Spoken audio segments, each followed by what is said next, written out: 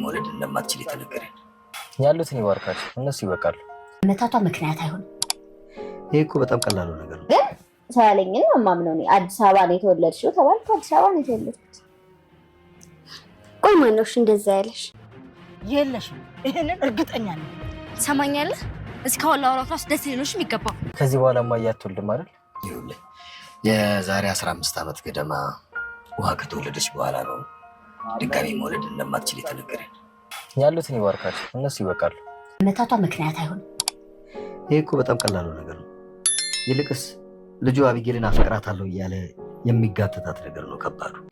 እና አባዬ ተኝቷል ብለሽ ሌላ ነገር ታወራላችሁ? ምንም አላወራም። ደግነቱ እሷ ታስጠላታለህ፣ አትወድም ግን ታወራርዳለሽ። በቃ ያሳስብም። እሱ ችግር የለም። አሁን ብቻ አስጀምረዋ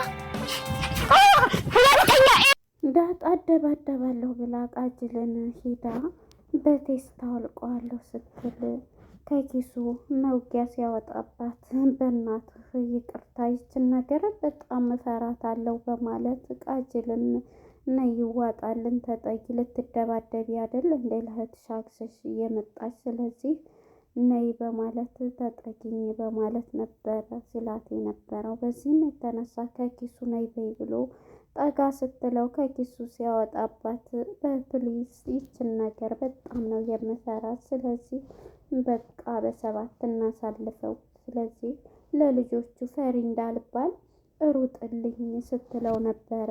ሂሳብ ታወራርጃለች ስላትም እሺ ለዚህማ አትጨነቅ በማለት ዳጣም ቃጅልን እያባረረችው መስሎ ሁለተኛ ኤቢን ትነካና ካጠገቧ እንዳደርስ እያለች እያሮጠች ነበር የሄደችው። ውሃና ምጥንም ሲያዩት ይሄማ ሰው አይማታም ሁልጊዜ የሚጋብዛን ነው በማለት የያዙትንም ድንጋይ ጥለው ነበር።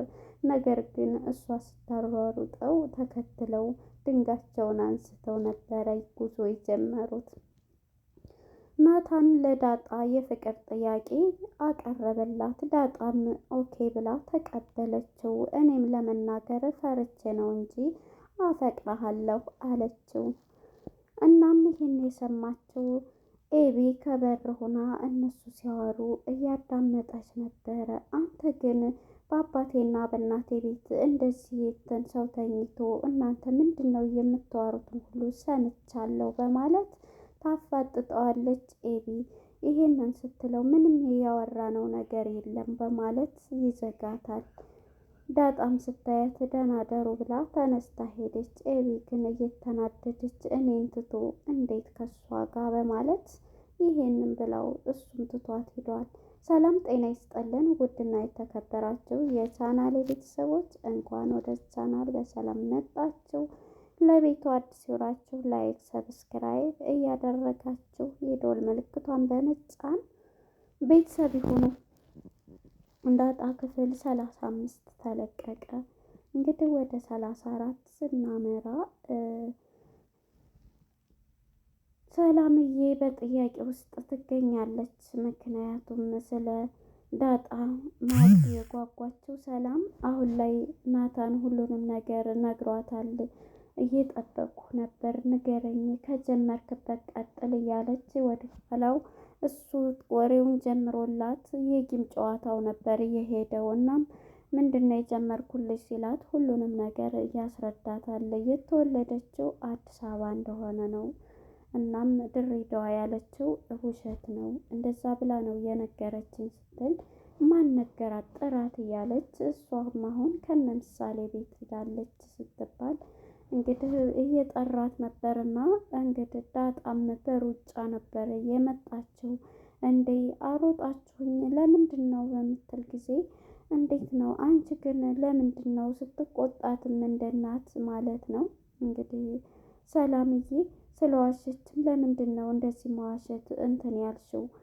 አቶ ደረጀስ እንደዚህ ጋሽስ እንደዚህ እንትን ሌላ የቻለው ስትላል ነበር።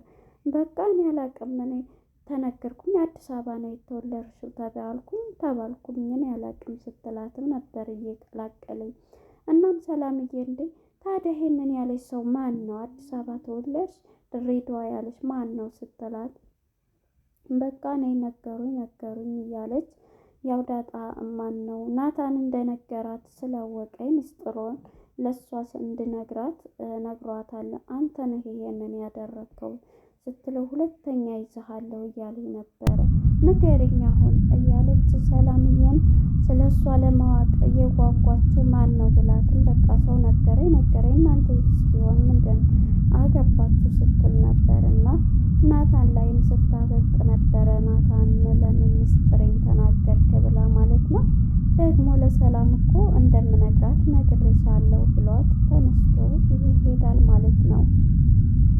ትሄዳለች እሷን እንግዲህ ይህን እያደረጉ ሳለ እሱም ተነስቶ ይሄዳል ማለት ነው። ወደ ኤቢ ጋር ስንመጣ ኤቢ እንግዲህ ቃጅል ፍቅረኛዋ ነው። ፍቅረኛዋ ስለነበረ በመስመር ላይ ስትሄድ ከመስመሩ ጠብቆ ያገኛታል። እሱም ሲያገኛት ኤቢዬ እያለ ዘሎ ሲመጣባት አንተ ግን ምን አይነት ነክ ምንድን ነው የምትፈልገው ከኔ እንደ የስንት ዓመት እኔ እኮ በጣም ነው የማፈቅረሽ ተረጅኝ እያለ ብዙ ቃላት ሲደረድርባት ኤቢ እንኳን እሱን ቃጅልን ቀርቶ ለሰው ሪስፔክት የሌላት ሰው ናትና እንዳንተ አይነት አንተ ወንድ አይደለህም እያለች አእምሮውን ስትነካው ነበረ። ስሜቱን መቆጣጠርም አቃተው እና አንተ አሁን ወንድ ነህ ሱሪህን ማውጣውና እየሮጥክ አሳየኝ፣ አንተ ወንድ አይደለህም፣ ስለዚህ አውጣና እስኪ ልይክ ወንድ መሆንህን እያለኝ በጣም መጥፎ ቃላቶችን ስትናገረው ነበረ ማለት ነው ቃጅልም ደግሞ ስሜቱን መቆጣጠር በጣም አቃተው። እንዴት እንደዚህ ትለኛለች? ወንድ ልጅ ነኝ እኮ እንዴት እንደዚህ ትይኛለች? ቢላትም በፍጹም ለአንተ እኔ አልመጥንም አትመጥነኝም እያለች ራሷን ለራሷ ሪስፔክት ሲኖራል ለሱ ግን የምታደርግለው ነገር በጣም አእምሮውን ነካው ማለት ነው። እናም ይሄን እያለችው ሳለ እባክሽን ይችላል ለአንተ የምትመጥንህ እንደውም ልንገርህ ዝንጀሮ ናት መሰልህን ጥቁር ስለሆንክ ዝንጀሮ ነች ትለዋለች። የዚህ ጊዜ ስሜቱን መቆጣጠር ያቅተዋል። ቃጅልም በጣም ብዙ ነገር ስትለው ነበር። እንኪ ብሎ በጥፊ ይላታል ማለት ነው። በጥፊ ብሏት እዛው ጥሏት ይሄዳል ማለት ነው።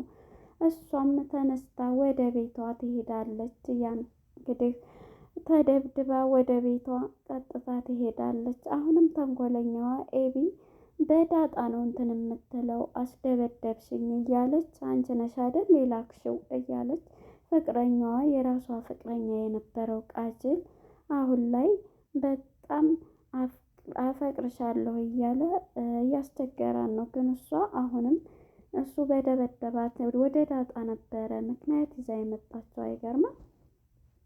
እናም ይሄን እያለችው ሳለ እሷም ትታው ሄዳለች ማለት ነው። ቃጅልም ወደ ቤቱ ተመልሷል ማለት ነው። እናም ወደ እናትየዋና ወደ አቶ ደረጀና ሰላምዬ ስንመጣ እንግዲህ በባለፈው ፓርት ላይ እኔም ስህተት ሰርቻለሁ ብሎ እንግዲህ የቀን ጎደሎ ሲል ነበረ። እናም የቀን ጎደሎ እኔም ገጥሞኛል ሲል እንግዲህ ወይዘሮ ሰላምም ምንድን ነው አልገባኝም ማለት እንዴት ነው እያለ ሁሉንም ነገር እያስረዳቸው ነበረ። አንዳንዴ በስህተትም ሆነ አውቀን የምናደርጋቸው ነገሮች ይገጥማሉ። እነዛ ደግሞ ሚስጥር ታውቂያለሽ፣ ሚስጥር ማለት አንዳንዴ ለራሳችን እንኳን ሚስጥር ሆኖ በራሳችን ይዘነው እዛው ስንሞት ራሳችን የምንቀብረው ሚስጥር አለ። ሚስጥር ደግሞ ያ ደግሞ በቃ በራሳችን ውስጥ የሚኖር ለሰዎች ለመናገር የማይፈልገው ነገር አለ እያለች በምሳሌ እያስረዳቸው ነበር። አቶ ደረጀ ግን በጭንቀት ውስጥ የሚገኘው ማለት ነው። አሁን ላይ እሱ በዛ ነበር ይሄንን ቃላት ስትለው ግን በጣም ነው እንትን ያለው ማለት ነው። በቃ ይሄንን ስትለው የሆነ አእምሮ አመሰግናለሁ ብሎ ይሄን ቃል ማለት ምንድን ነው ስትል አይ ስለ ሚስጥሩ ይሄን ስትለው ንገረኝ፣ ዛሬ አንላቀቅም፣ ሚስጥርም ቢሆን ከኔ መደበቅ የለብህም፣ ስለዚህ ልነግረኝ ይገባል ትለዋለች። እሺ ምሳ እየበላን እነግርሻለሁ ብሎ እሷንም ይዟት ይሄዳል ማለት ነው። እናም ሚስጥሩንም አላወራት በጥያቄ ውስጥ ይዞ ጥያቄውን ይሄን ነገር ሚስጥሩንም አስረድተዋለች እና አመሰግናለሁ ብሎ ከአእምሮ ቀለል ብሏል። ምክንያቱም ለእሷ ይሄን ብትሰማ በራሴ ሚስጥር ሆኖ ይቀመጥ እያለ ነው አሁን አቶ ደረጀ የሚገኘው ማለት ነው። እናም እንግዲህ ወደ ኤቢ ስንመጣ ኤቢ ቃጅል ደብድቧት ቤት ውስጥ መታለች ማለት ነው። እናትየውና እንግዲህ አቶ ደረጀና ማርታ ማለት ነው አሁን ላይ ልጁን እንዴት እንደዚህ ያደርጋል? ልጅን እኔማ አሳስረዋለሁ እያለች ነው ማርታ እንትን የምትለው። ይሄን ከሌሎች ይልቅ አፈቅራለሁ ብሎ የሚንጓተተው ልጅ እሱ ላይ አንድ ነገር ማድረግ አለብን እያሉ እንዴ በህግ አይደለም እሱ ከነ አባቱ ነው የማሳስረው እያለች ነበረ ወይዘሮ ማርታ። እንዴ እሱ እኮ ፍቅር እንትን ብሎት ነው እያለ ተረጋጊኛ፣ ወንዶች ያፈቀርነውን ሰዎች እንደዚህ ግዴታም ቢሆን እንትን እንላለን እያለ የእሷ ፍቅረኛም ባሏም ናታን ነው እያለች እያወራኝ ትገኛለች። ወይዘሮ ማርታ ለባለቤቷ ማለት ነው። እሱም እሱ አይደለም እንግዲህ የሚያፈቅራት ከሆነ ይሄ ነገር ደግሞ እሱ ባጠፋው አባትየው ምን ብለሽ ነው እያለ ሲላት ነበረ። እንዴ አባቱስ ቢሆን ከነ ቤተሰቦቹ አሳስራለሁ እያለች ማርታም እየተናደደች ትገኛለች ማለት ነው። እናም እንግዲህ እና ወደ ዳጣና ናታን ስንመጣ ናታንና ዳጣ ከሳሎን ተቀምጠዋል። እንግዲህ እሱም መጥቶ ከእሷ ጋር ቁጭ ብሎ እያወራ ነበረ። ቁጭ እንዳለ መጀመሪያ ውሃም እንደባደባለን፣ ነገ የፈሰሰውን ደማችንን እንከፍላለን እያሉ ሁለታቸውም እያወሩ ነበረ። ዳጣና ውሃ ማለት ነው። ስለዚህ እንደበድባለን እሷን እህታችንን የደበደበውን እያለች ነበረ ስታወራ የነበረው። እናም በዚህ የተነሳ ዳጣም ውሃም ሂጂተኛ አሁን ነገ እኮ ብላ ወሬውን ልትቀጥልለት ለናታን ስትል ሂጂ በይ አሁን ተኝ በደንብና ነገ በጧት እንሄዳለን በማለት ውሃን ታስተኛና ከናታን ጋር ትቀመጣለች። ናታን ጋር ተቀምጣ ሳለ ናታንም ከሷ ጎን ቁጭ ብሎ እንግዲህ ፀጉሯንም እያዘጋጀላት በቃ እኔ እኮ በጣም ነው የምወድሽ፣ በጣም አፈቅርሻለሁ፣ አከብርሻለሁ እያለ እየነገራት ነበረ። እንግዲህ ኤቢ በሩን ከፍታ ከኋላም ቁማ እያዳመጠች ነበር እንዴት እንደሚያደርገዋት ማለት ነው። እናም እሷ ግድ እያፈቀረችው ናታን እሷን እንደዚህ ከሚያደርግ አንተ እንደዚህ ትለው እኔ እህት ለምን አንተ የአቶ ደረጀ ልጅ አትሆንም እያለ ወንድሟ ሁን እያለች ትለው ነበረ መጀመሪያ ላይ ዳጣ ማለት ነው። ወንድሟ ነኝ እኮ ታዲያ እያለ ሲላት ነበር ማለት ነው። እናም እንግዲህ ኤቢ በሩን ከፍታ ከኋላ እያዳመጠች ነበር።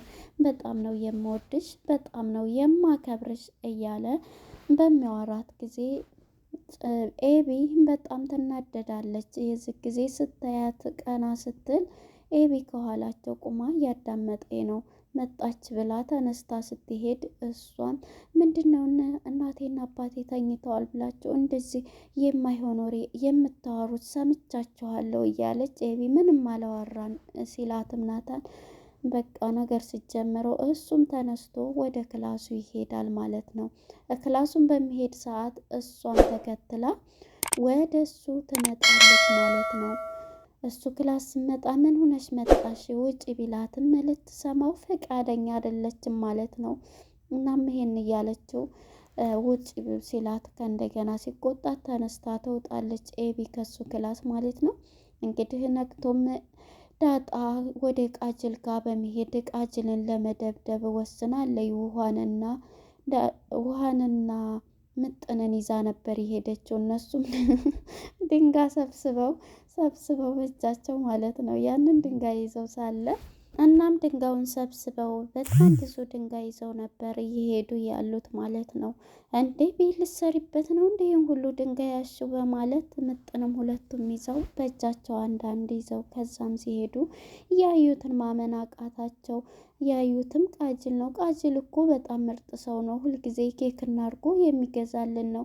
እሱ ጭራሽ ኤቢን ምንም ነገር አላደረጋት። በጣም ምርጥ ሰው ነው በማለት ድንጋቸውን ጥለው ዳጣም ስታየው ገና ና በልግጠመኝ ስትል ከኪሱ ሲያወጣባት በጣም ትፈራለች።